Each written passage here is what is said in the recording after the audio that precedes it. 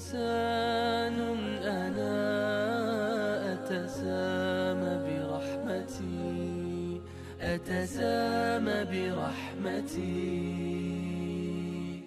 السلام علیکم ورحمۃ اللہ وبرکاتہ.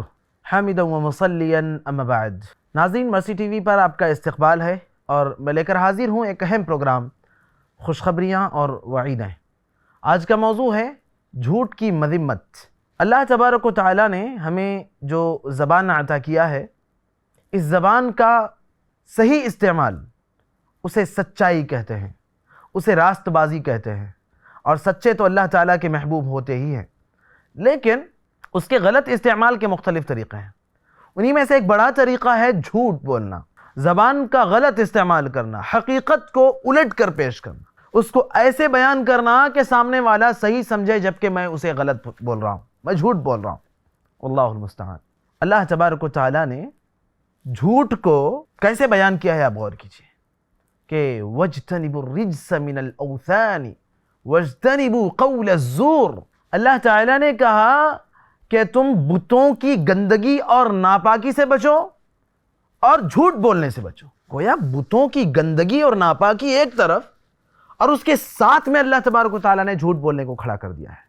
اسی طریقے سے ایک اور مقام پر اللہ تبارک و تعالیٰ نے بے ایمانی کے ساتھ جھوٹ کو کھڑا کیا ہے.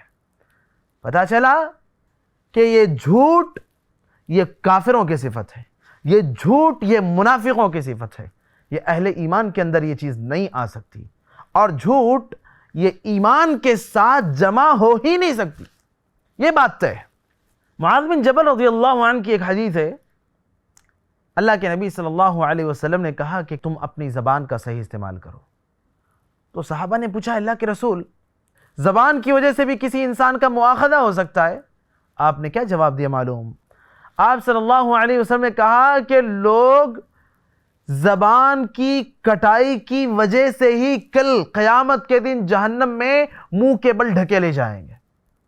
تو اگر ہم زبان سے غلط بات بولتے ہیں، زبان سے ہم جھوٹی قسمیں کھاتے ہیں، زبان سے ہم کسی پر بہتان لگاتے ہیں، زبان سے ہم کسی غلط بات کو سچائی کے طور پر پیش کرتے ہیں، تو یہ چیزیں جہنم میں داخلے کے لیے سبب بن جاتی ہیں، اور اس کا انجام بڑا بھیانک اور خطرناک ہو جاتا ہے.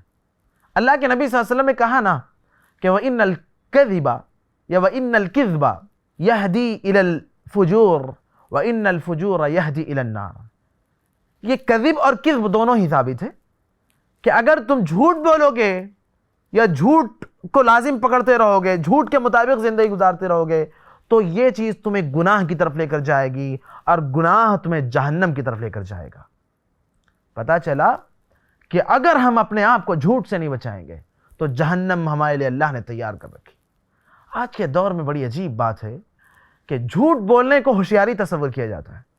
اگر کوئی انسان، اس کی کوئی غلطی ہو گئی اس سے، اور پھر اس کا مواخذہ کیا جانے والا ہے، اس نے جھوٹ بول کر اپنے آپ کو بچا لیا، تو دنیا والوں کی نظر میں یہ کہا جاتا ہے کہ ارے اس نے اپنے آپ کو بچا لیا، بڑا ہوشیار انسان ہے، بڑا چالاک انسان ہے. جھوٹ اور کذب بیانی یہ چالاکی اور ہوشیاری نہیں ہے، یہ ہلاکت ہے، یہ بربادی ہے، یہ تباہی ہے، یہ کردار کی خودکشی ہے. اس لیے جھوٹ سے توبہ کیجئے، جھوٹ سے باز رہیے. اللہ کے نبی صلی اللہ علیہ وسلم نے فرمایا کہ جس کے اندر 4 صفات پائی جاتی ہیں وہ پکا منافق ہے، پیور منافق.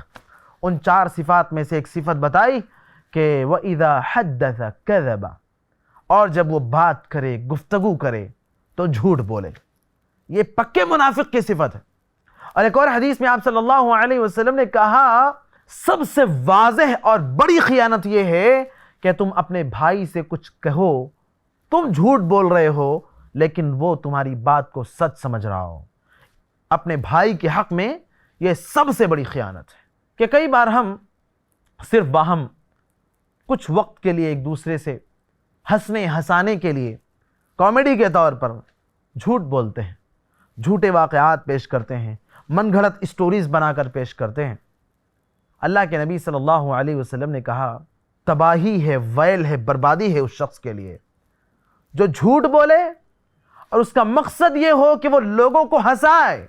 پھر آپ نے کہا ویل لہ ویل لہ، تباہی ہے اس کے لیے، تباہی ہے اس کے لیے. اللہ کے نبی صلی اللہ علیہ وسلم نے گویا اس شخص کے لیے بد دعا دے دی ہے.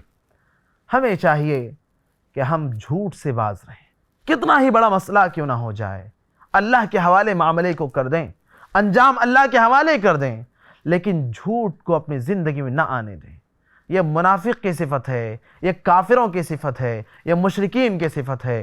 یہ صاحب ایمان کی صفت نہیں ہو سکتی، کیونکہ یہ صفت ایمان کے ساتھ جمع ہو ہی نہیں سکتی. ابن مسعود رضی اللہ عنہ یہی بات کہتے ہیں کہ ایمان اور جھوٹ یہ دونوں چیزیں ایک ساتھ نہیں جمع ہو سکتی. ہم اگر اپنے آپ کو اللہ پر ایمان والا تصور کرتے ہیں اور پکا مومن مانتے ہیں یا اپنے ایمان کی اصلاح چاہتے ہیں، تو ہمیں سب سے پہلے اپنے دل سے، اپنے زبان سے، اپنی زندگی سے جھوٹ کو الوداع کہنا ہوگا. پھر انشاءاللہ تعالی ایمان پوری طریقے سے ہمارے دل میں محفوظ ہو سکتا ہے.